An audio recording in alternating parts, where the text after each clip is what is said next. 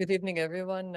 Thank you so much for inviting me to be here today and for lasting all day and still sitting and listening to the talks. So I was asked to first tell you a little bit. I'm not sure how to do this.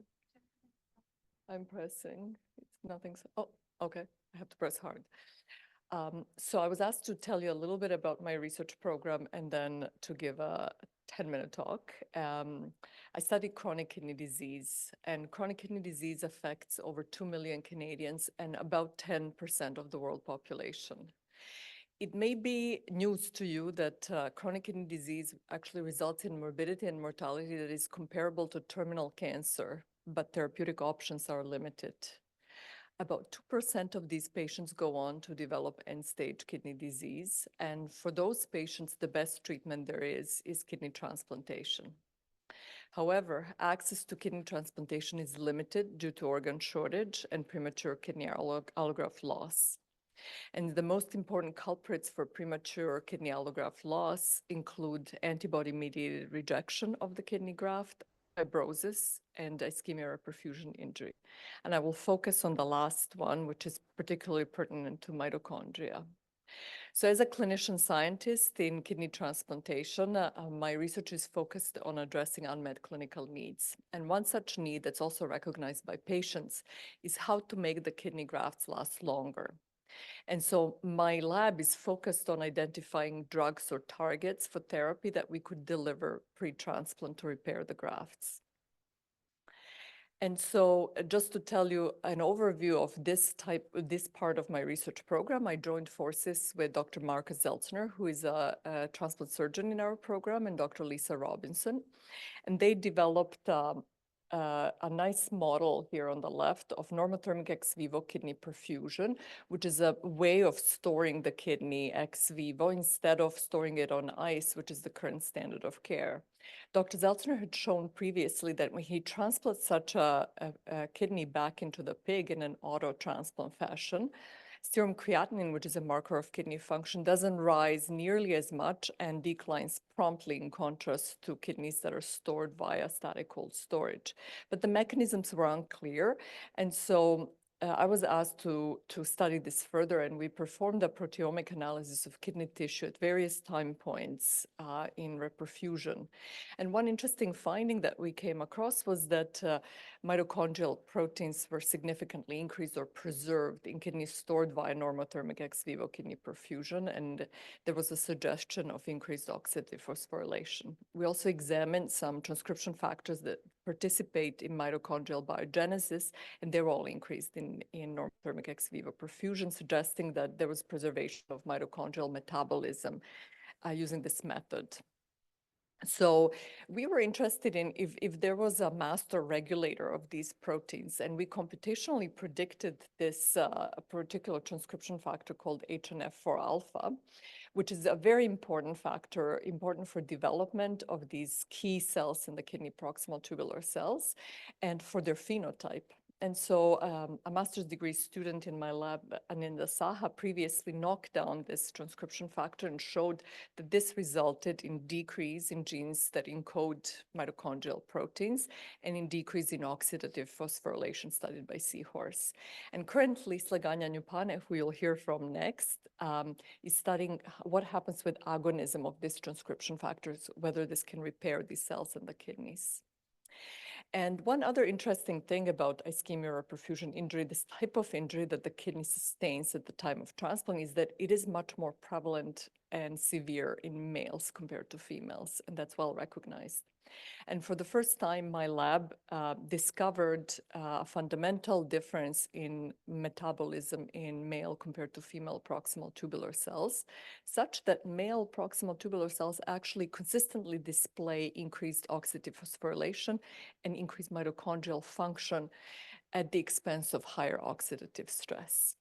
And so with that in mind, I'll now give you a very brief background and expand a little bit on some of these topics that are important to mitochondria. So ischemia-reperfusion injury injures all solid organ transplants at the time of transplant, including is the cause of injury in myocardial infarcts and strokes.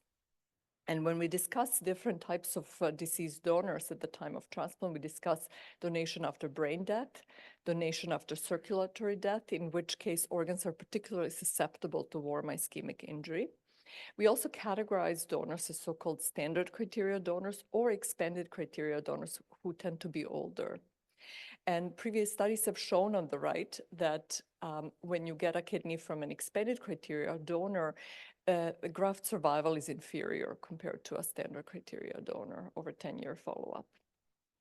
And furthermore, what's clinically well recognized is that kidneys from DCD donors tend to have much higher rate of delayed graft function, which means the kidney doesn't work right away, and potentially portend inferior graft survival over 10 years of follow-up. So one other interesting thing that I alluded to is that males are much more susceptible to females than females to IRI. And this particular study dissected this very nicely, so I will use it as an example. The authors subjected female mice or male mice to 28 minutes of bilateral renal warm ischemic injury, and then measured their BUN, which is a measure of kidney function over time. What you can see here with black circles is that females exposed to this injury had a prompt decline in urea, meaning improvement in renal function. In contrast, male mice that were exposed to 28 minutes of warm ischemic injury all died within 48 hours and couldn't tolerate it. So their warm ischemic injury had to be reduced to 15 minutes. And even then, their urea stayed significantly higher compared to females. In the study, the authors also analyzed human clinical data from a large US registry called the SRTR to decipher variables that were associated with delayed graft function in over 46,000 deceased donor kidney transplants. And they found that having a kidney from a male donor or being a male recipient carried a significantly higher odds ratio for delayed graft function. So what does IRI do to the kidneys? Well, it primarily injures these proximal tubular cells, which are full of mitochondria and really depend on mitochondria. And oxygen here acts as the terminal electron acceptor in the mitochondria. However, in the context of ischemia, there's no more oxygen flow. So oxygen can no longer accept electrons. In contrast, NADH and coenzyme Q become maximally reduced, and fumarate is reduced to succinate, which accumulates within the cells.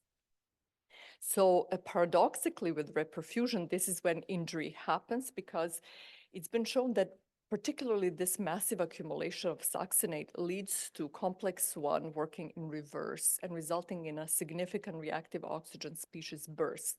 And it is this burst of reactive oxygen species that affects membrane permeability, leakage, cell death, release of mitochondrial DNA, significant inflammation, and all other adverse effects that are associated with ischemia or perfusion injury. And people have been thinking for a long time how to prevent this injury prior to transplant. And one potential alternative to it was different organ preservation, such as the one that I mentioned with normothermic ex vivo kidney perfusion. And this method has shown promise to reduce IRI. And so my task was to figure out why. And Dr. Katrina McEvoy in my lab, an outstanding postdoctoral fellow, led this study. And what we did was we biopsied pigs who were either subjected to 30 minutes of warm ischemia and then static cold storage for 8 hours, followed by auto-transplantation and follow-up up to post-op day 3, or who were subjected to warm ischemia and then normothermic ex vivo kidney perfusion of the explanted kidney, then auto-transplantation and follow-up for 3 days. As you can see, serum creatinine only increased minimally in pigs exposed to normothermic ex vivo kidney perfusion, and in contrast rose rapidly and continued to rise until post-op day 3 in static cold storage group. Katrina collected the biopsies at 3 time points and analyzed them subsequently. And so she extracted protein, reduced it to peptides, and then used the standard platform, including mass spectrometry, in order to quantify and identify all proteins found in these samples. And she was able to quantify over 6,500 proteins and determined that 70 of these proteins were significantly differentially expressed between groups and time points. And so what did these proteins do or mediate? Well, we found that when we examined gene ontology terms that we enriched amongst these proteins higher in NEVKP, we found all processes that were related to mitochondrial function, mitochondrial matrix, and we found pathways related to TCA cycle and respiratory electron transport chain. We went on to validate significant preservation of a number of specific important mitochondrial proteins that participate in oxidative phosphorylation. And we also went on to measure some mitochondrial biogenesis transcription factors, which were all increased in NEVKP, suggesting that these factors may actually work to preserve transcription and ultimate translation and preservation of these proteins in this process. However, we also performed a computational analysis to impute transcriptional regulator of all of these, of the most proteins that were significantly preserved or increased in NEVKP. And this was this transcriptional factor HNF4 alpha that we're now studying. And so Slaganya Nupane will tell you in the next session a little bit more about agonistic plans to study this further. So I had told you that mitochondrial proteins were preserved in NEVKP, but what happened to mitochondrial function? And we were able to examine this only recently, and this was led by Dr. Salzner and Robinson and really performed by Massa and Sergi in my lab. And what Massa and Sergi did was they took biopsies from these pig kidneys that were subjected to either NEVKP or static cold storage, or were just healthy kidneys biopsied from these pigs. And they dissociated biopsies into single cells, then plated and cultured the cells and performed seahorse analysis to study metabolic function. And here you can see oxygen consumption rate on the y-axis.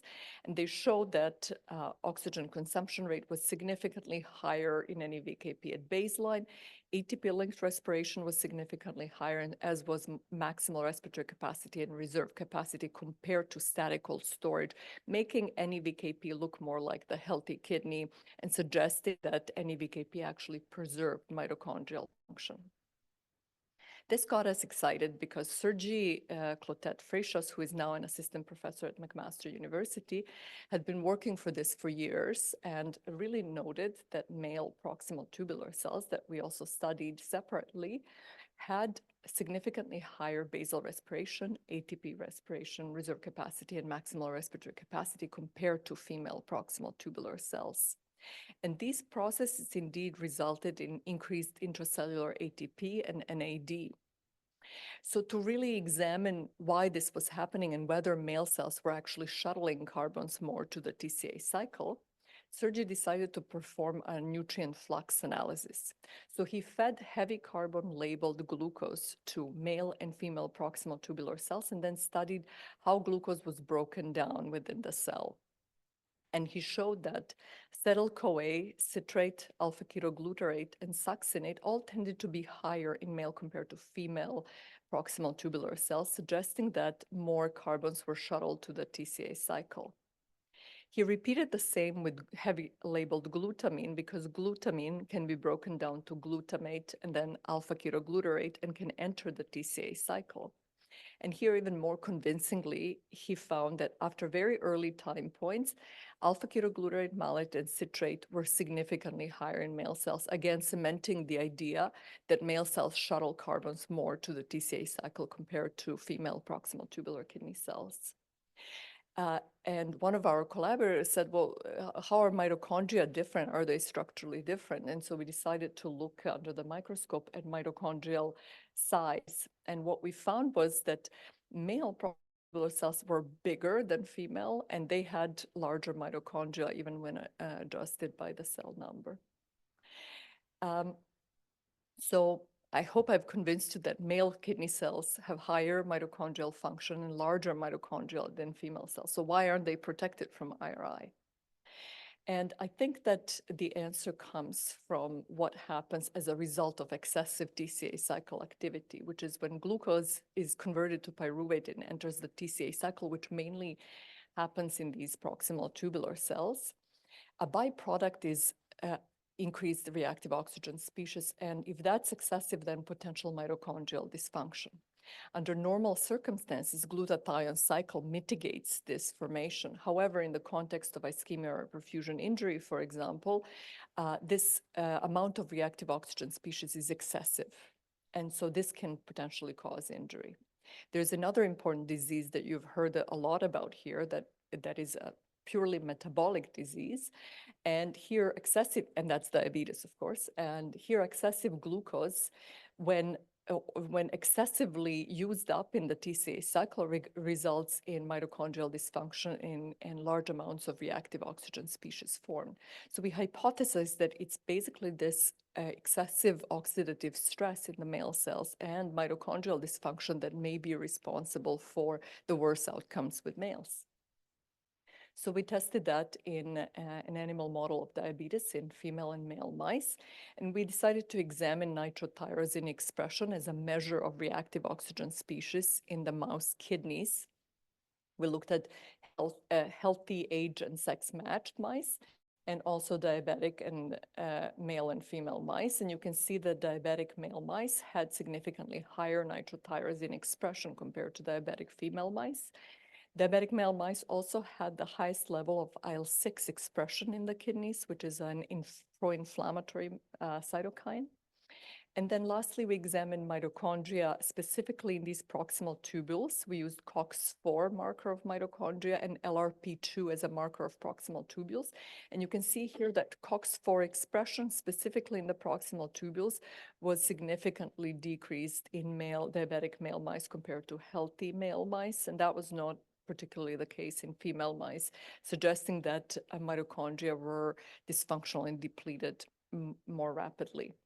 And lastly, of course, we had to look in human populations, and we looked in 3 different independent large cohorts of patients with diabetes. But this was the most important one, German chronic kidney disease cohort with over 5,000 patients, some of whom did not have diabetes and some who had diabetes, who all had at baseline blood drawn and various metabolites analyzed. We specifically requested measures of metabolites that were pertaining to the TCA cycle. And we found that, for example, plasma malate and glutamate were significantly higher in males with diabetes compared to all other groups. And more importantly, glutamate, malate, and succinate, members of the TCA cycle, were all significantly associated with all-cause mortality after extensive adjustment for other confounders. So to conclude, preservation of mitochondrial protein expression and function is the defining feature of normothermic ex vivo kidney perfusion. Male and female kidney cells have distinct metabolism, with male proximal tubular cells preferentially sending carbons to the TCA cycle. And the resultant increase in oxidative stress in male cells may explain the more severe mitochondrial injury and kidney tissue dysfunction in disease context. I want to recognize the people who do the work, and you can see Slaganja Nupane and Stefan Petrovic, who are here, who both participated in these studies, sources of funding, and my collaborators, and I'd be happy to take any questions.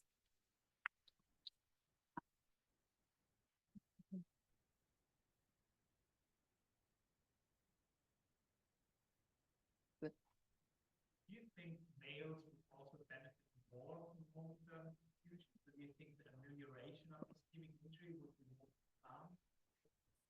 Yeah, well, I mean, probably because, and you know, I mean, we're still subject to mainly, we still, you know, when you look at the studies across literature, they're still predominantly studying male animals and male humans. So, you know, unfortunately, the pig studies also, and I couldn't yet convince until we did this study, our male surgeons to work also with female animals. But so yes, I think the answer is yes, because higher severity. So we've studied this in males with full disclosure, the NEVKP. So I think it's going to work in males, definitely. We don't know how well it will work in females. Looking at clinical, early clinical studies, it seems to, you know, it doesn't seem like there is confounding by sex or like sex plays a key role. But I do think that trying to understand the disease and mitochondrial injury in the 2 sexes may lead to completely different ways of treating the disease in the 2 sexes.